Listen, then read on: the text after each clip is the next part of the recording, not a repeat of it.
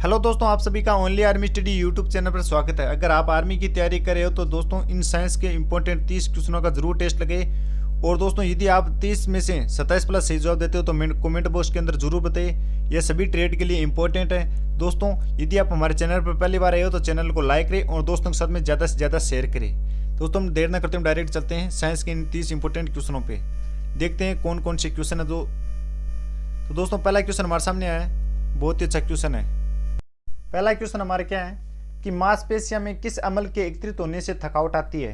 दोस्तों सभी right answer comment box के अंदर जरूर बताते हुए चलेंगे। साथ साथ में जो भी आपको आंसर आ रहा है उसका राइट आंसर कमेंट बॉक्स के अंदर बता दे कि मांसपेशियों में किस अमल के एकत्रित होने से थकावट आती है। दोस्तों बहुत ही अच्छा क्वेश्चन है कि थकावट किस कारण आती है, कौन सा अम्ल एकत्रित होता जाता है जब हमें थकावट महसूस होने लगती है। तो इसका सही उत्तर कौन सा होगा? बहुत ही अच्छा। जो भी इसका राइट आंसर दे रहे हैं दोस्तों, ऑप्शन नंबर ए लैक्टिक अम्ल।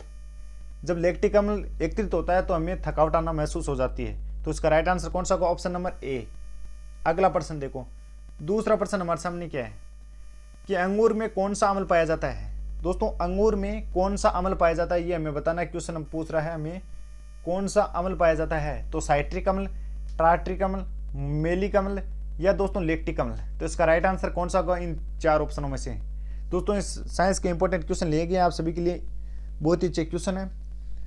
तो इसका राइट आंसर क्या होगा दूसरे का जल्दी से बताइए दोस्तों, बहुत ही शानदार। जो भी इसका राइट आंसर दे रहे हैं ऑप्शन नंबर बी। दोस्तों टार्ट्रिक अम्ल पाया जाता है अंगूर में, तो इसका राइट आंसर होगा ऑप्शन बी।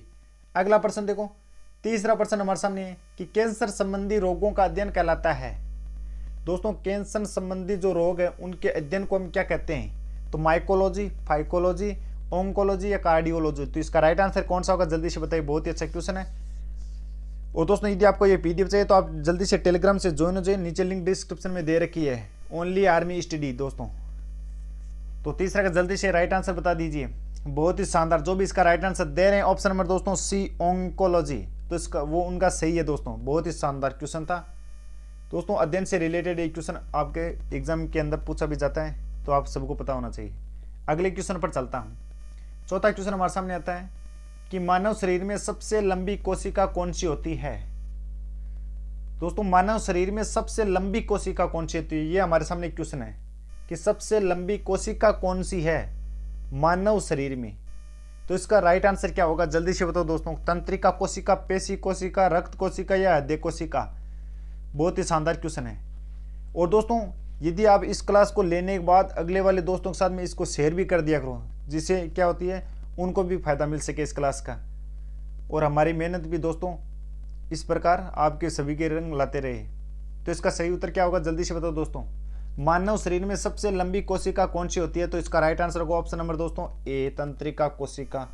बहुत ही शानदार। जो तंत्रिका कोशिका होती है वो मानव शरीर की सबसे लंबी कोशिका होती है। अगले प्रश्न पे चलते हैं दोस्तों। अगला प्रश्न हमारे सामने है, जल्दी से इसका राइट आंसर देंगे कि दांत मुख्य रूप से किस पदार्थ के बने होते हैं। दोस्तों इसका राइट आंसर दिया हुआ है कि दांत मुख्य रूप से किस पदार्थ के बने होते हैं। तो आप इसका राइट आंसर क्या याद करेंगे, डेटाइन के।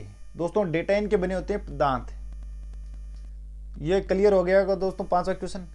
छठवें क्वेश्चन की बात करूं तो छठवां क्वेश्चन हमारे सामने एक, किस जंतु की आकृति पैर के चप्पल के समान होती है। दोस्तों आपके सामने क्वेश्चन आएगा कि कौन सा जंतु है जिसकी आकृति पैर की चप्पल के समान होती है। तो आप उत्तर दे देना कि पैरामीशिया है। पैरामीशिया की जो आकृति है चप्पल के समान होती है, तो पैरामीशिया इसका राइट आंसर होगा। अगले प्रश्न पे चलता हूं। अगला प्रश्न हमारे सामने है दोस्तों कि केचुए की कितनी आंखें होती है। दोस्तों जो केचुआ होता है ना, उस केचुए की आंखें कितनी होती है। तो आप इसका सही उत्तर क्या देंगे जल्दी से हमें कमेंट बॉक्स के अंदर बताइए कि केचुए की एक आंख होती है, 2, 3 या एक भी नहीं होती है। बहुत ही अच्छा क्वेश्चन है। तो दोस्तों इसका सही उत्तर क्या होगा ऑप्शन नंबर दोस्तों डी, एक भी नहीं होती केचुए की आंख। वह दोनों तरफ से चलता है, इसको उधर से छेड़ने पर इधर से छेड़ने पर उधर से चलता रहता है। तो इसका सही उत्तर होगा दोस्तों ऑप्शन नंबर डी, सातवें का। एक भी आंख नहीं होती केचुए की। ये जनरल साइंस का भी है, ये जीके का भी क्वेश्चन है। अगला प्रश्न देखो, आठवां प्रश्न हमारे सामने क्या है कि गाजर किस विटामिन का समृद्ध स्रोत है। दोस्तों गाजर खाने से कौन सा विटामिन की मात्रा बढ़ती है, विटामिन ए, बी, सी या डी। हमें गाजर कब बोला जाता है, कौन से विटामिन की कमी हो जाती है तब हमें गाजर खाने के लिए बोला जाता है। तो आप इसका सही उत्तर क्या देंगे, जल्दी से हमें कमेंट बॉक्स के अंदर बताइए। बहुत ही शानदार।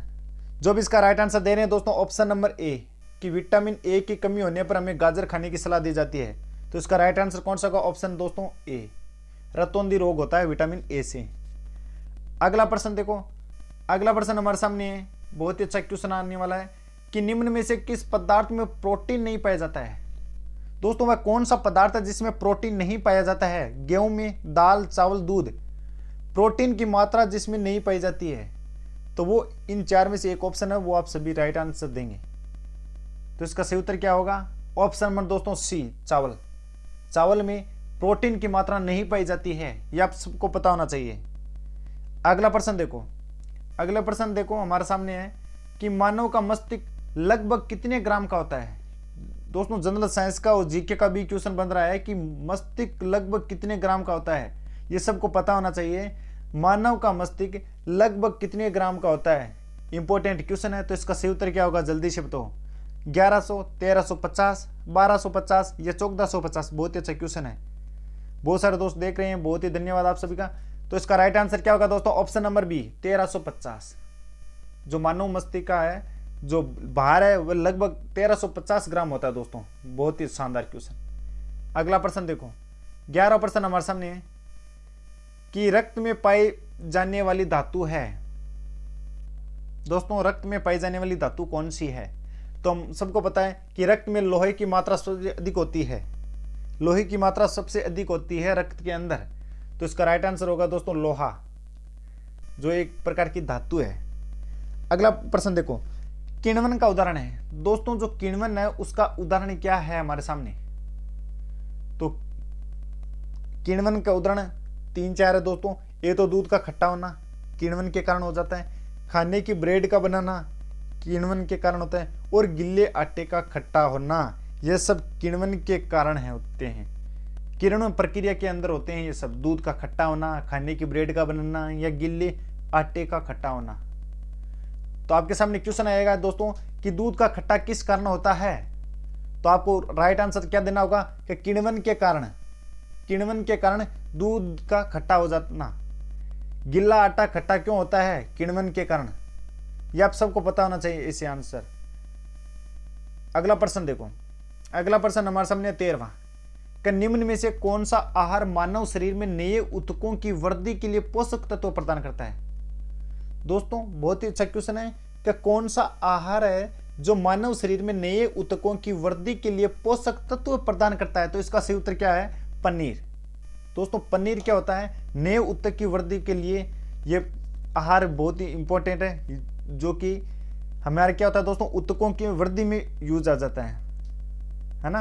वो एक प्रकार का पोषक तत्व है, उनकी वृद्धि को बढ़ाता है ऊतकों की। तो आप सबको पता होना चाहिए, ऑप्शन होगा दोस्तों इसका ये वाला पनीर। अगला प्रश्न देखो, अगला प्रश्न है दोस्तों, यदि आपको ये पीडीएफ चाहिए तो आप जल्दी से टेलीग्राम से ज्वाइन हो जाओ और दोस्तों को ज्यादा से ज्यादा शेयर कर दीजिए। अगला प्रश्न हमारे सामने है कि निम्न में से कौन एक उड़ने वाली छिपकली है। दोस्तों उड़ने वाली छिपकली कौन सी है, ये हमारे सामने क्वेश्चन है। तो उड़ने वाली छिपकली है डेक्रो, याद रखना सभी। अगला प्रश्न है 15वां कि घोंसला बनाने वाला एकमात्र सांप कौन सा है। ये भी आप सबको पता होना चाहिए, जीके और साइंस दोनों का क्वेश्चन है कि घोंसला बनाने वाला एकमात्र सांप कौन सा है। तो आप क्या बोलोगे दोस्तों, किंग कोबरा है जो घोंसला बनाता है।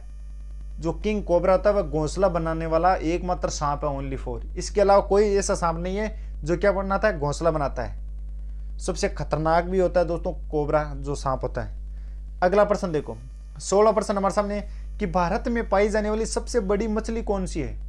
दोस्तों सबसे बड़ी मछली भारत के अंदर जो पाई जाती है, तो इसका सही उत्तर क्या है, हवेलम शार्क। हवेल शार्क है जो भारत की सबसे बड़ी मछली होती है। अगला प्रश्न देखो, 17वां प्रश्न हमारे सामने है कि दालें किसका एक अच्छा स्रोत होती है। दोस्तों दाल खाने से क्या होता है, ये किसके लिए बोला जाता है, जब हमारे प्रोटीन की कमी हो जाती है तो हमें दाल खानी चाहिए। तो प्रोटीन, दोस्तों दाल में क्या होता है, प्रोटीन सबसे अधिक होता है। सबसे अधिक प्रोटीन किस में होता है, दाल में होता है। तो ये दाल का किसका एक अच्छा स्रोत है, प्रोटीन का। अगला प्रश्न देखो, देसी घी में से सुगंध क्यों आती है। दोस्तों कैसे कैसे इन क्वेश्चनों को रटना है हमें, क्योंकि वन लाइनर क्वेश्चन होते हैं जिनको दोस्तों रटने के अलावा कुछ नहीं बचता है। तो देसी घी में से सुगंध क्यों आती है, इसका कारण क्या है देसी घी में से सुगंध आने का? तो आप क्या बोलोगे दोस्तों कि इसमें डाई एसिटिलीन के कारण देसी घी में सुगंध आती है, हमें डाई एसिटिल के कारण। अगला प्रश्न देखो, क्या हीरा चमकदार क्यों दिखाई देता है? बहुत ही अच्छा क्वेश्चन है एग्जाम की दृष्टि से।